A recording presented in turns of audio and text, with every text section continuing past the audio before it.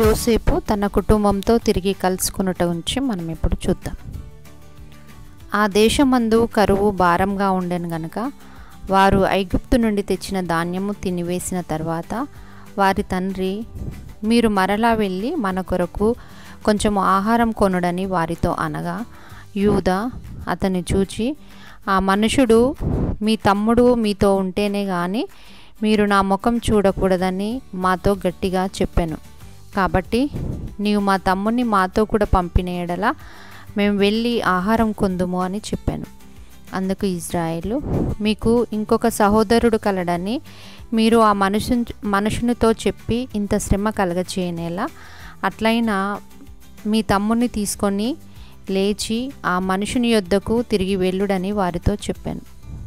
ఆ మనుషులు కానుకను తీసుకొని చేతులలో రెట్టింపు రూకలను తమ వెంట బెన్యామీనును తీసుకొని లేచి ఐగుప్తునకు వెళ్ళి యోసేపు ఎదుట నిలిచిరి. యోసేపు వారితోనున్న బెన్యామీనును చూచి ఆ గృహ నిర్వాహకంతో, ఈ మనుషులను ఇంట తీసుకొని పోయి ఒక వేటను కోసి వంట సిద్ధం చేయించుము. మధ్యాహ్నమందు ఈ మనుషులు నాతో భోజనం చేయుదురని చెప్పాను.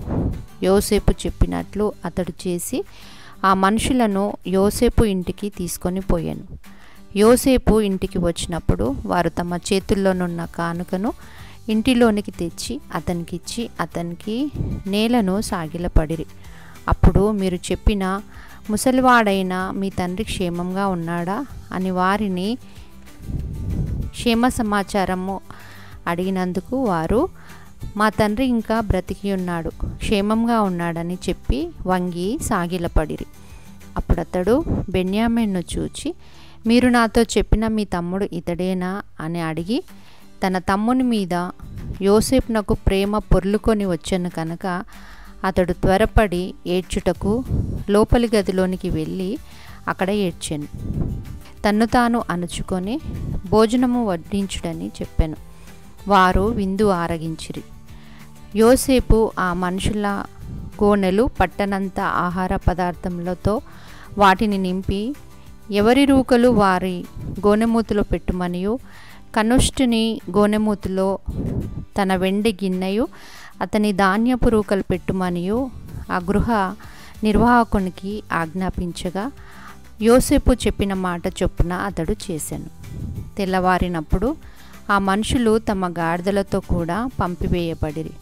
వారు ఆ పట్టణం నుండి బయలుదేరి ఎంతో దూరము వెళ్ళక మునుపు యోసేపు తన గృహ నిర్వాహకుని చూచి, నీవు లేచి ఆ మనుషుల వెంబడి వెళ్ళి వారిని కలుసుకొని, మీరు మేలుకు కీడు చేయనేలా మీరు దొంగతనం చేయటం వలన కాని పని చేసితిరని వారితో చెప్పాను.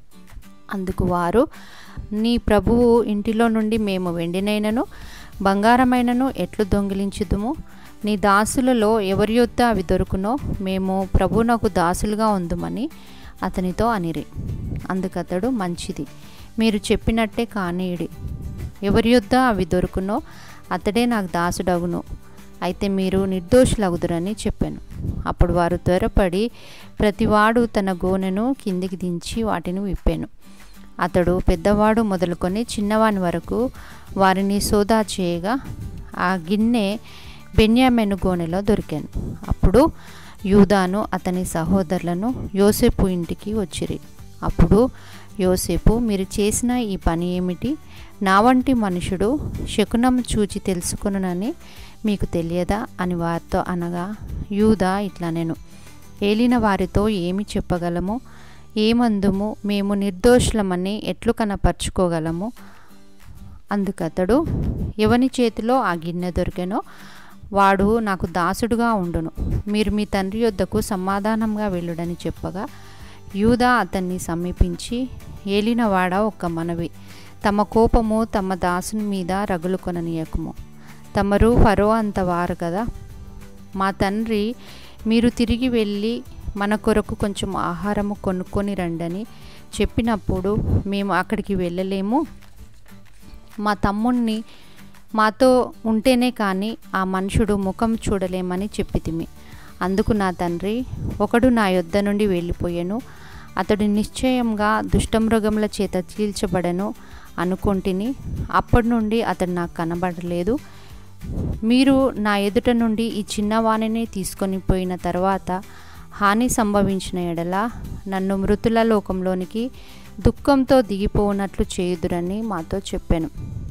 అతని ప్రాణము ఇతని ప్రాణం మీద పెనవేసుకొని ఉన్నది కనుక ఈ చిన్నవాడు మా యొద్ద లేకపోవుట అతడు చూడగానే చనిపోను. కాబట్టి తమ దాసుడవైన నన్ను ఈ చిన్నవానికి ప్రతిగా ఏలిన వానికి దాసునిగా ఉండనిచ్చి ఈ చిన్నవాణ్ణి తన సహోదరులతో వెళ్ళనిమ్ము అని చెప్పాను. అప్పుడు యోసేపు తన యొద్ద నిలిచిన వారినందరి ఎదుట తన్ను తాను అంచుకొన జాలక నా యొద్ద నుండి ప్రతి మనుషుని వెలుపలికి పంపివేయడని బిగ్గరగా చెప్పాను. అతడు ఎలుగెత్తి ఏడవగా ఐగుప్తీయులను ఫరో ఇంటి వారును వినిరి. అప్పుడు యోసేపు, నేను యోసేపును, నా తండ్రి ఇంకా బ్రతికి ఉన్నాడా అని అడిగినప్పుడు అతని సహోదరులు అతని సముఖమందు తొందరపడి అతనికి ఉత్తరము ఇయ్యలేకపోయిరి. అంతటా యోసేపు దగ్గరకు రండని తన సహోదరులతో చెప్పినప్పుడు వారు అతని దగ్గరికి వచ్చిరి. అప్పుడు అతడు, నేను ఇక్కడికి వచ్చినట్లు మీరు నన్ను అమ్మివేసినందుకు దుఃఖపడకుడి. ప్రాణరక్షణ కొరకు దేవుడు మీకు ముందుగా నన్ను పంపించాను. 2 సంవత్సరాల నుండి కరువు దేశంలో ఉన్నది.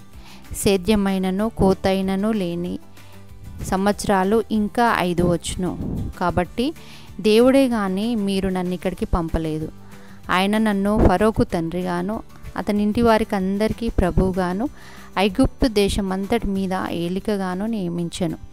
మీరు త్వరగా నా తండ్రి యొద్దకు వెళ్ళి ఐగుప్తులో నాకు కలిగిన సమస్త ఘనతను మీరు చూచినది యావత్తును నా తండ్రికి తెలియచేసి త్వరగా నా తండ్రిని ఇక్కడికి తీసుకొని రండని తన సహోదరులతో చెప్పి తన తమ్ముడైన బెన్యామిన్ మెడ మీద పడి ఏడ్చాను. అతడు తన సహోదరులందరినీ ముద్దు పెట్టుకొని వారి మీద పడి ఏడ్చిన తర్వాత అతని సహోదరులు అతనితో మాట్లాడారు.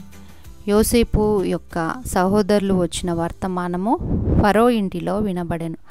అప్పుడు ఫరో యోసేపుతో ఇట్లనెను, మీ తండ్రిని ఇంటి వారిని వెంట పెట్టుకొని నా యొద్దకు రండి. ఇక్కడ మీరు ఈ దేశం యొక్క సారమును అనుభవించెదరు అని చెప్పాను. యోసేపు ఫరో మాట చొప్పున వారికి బండ్లను ఇప్పించెను, మార్గమునకు ఆహారము ఇప్పించెను. వారు ఐగుప్తు నుండి బయలుదేరి కనాను దేశమునకు వచ్చి తమ తండ్రితో యోసేపు ఇంకా బ్రతికి ఉండి ఐగుప్తు దేశం అంతటినీ ఏలుచున్నాడని తెలియచేసిరి. అప్పుడు ఇజ్రాయేలు, ఇంతే చాలును, నా కుమారుడైన యోసేపు ఇంకా బ్రతికి ఉన్నాడు. నేను చావక మునుపు వెళ్ళి అతన్ని చూచెదనని చెప్పాను. అప్పుడు ఇజ్రాయేలు అతని యావత్తు సంతానంను తమ పశువులను తాము కనానులో సంపాదించిన సంపద యావత్తును తీసుకొని ఐగుప్తునికి వచ్చిరి. ఐగుప్తునకు వచ్చిన యాకోబు కుటుంబపు వారందరూ 70 మంది. యోసేపు తన రథంను సిద్ధం చేయించి తన తండ్రి అయిన ఇజ్రాయెల్ను ఎదుర్కొనుటకు గోషేనుకు వెళ్ళి అతనికి కనబడెను.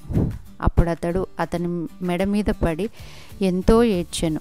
అప్పుడు ఇజ్రాయేలు యోసేపుతో, నీవు ఇంకా బ్రతికి ఉన్నావు, నీ ముఖం చూచితిని కనుక నేనిక చనిపోదునని చెప్పాను.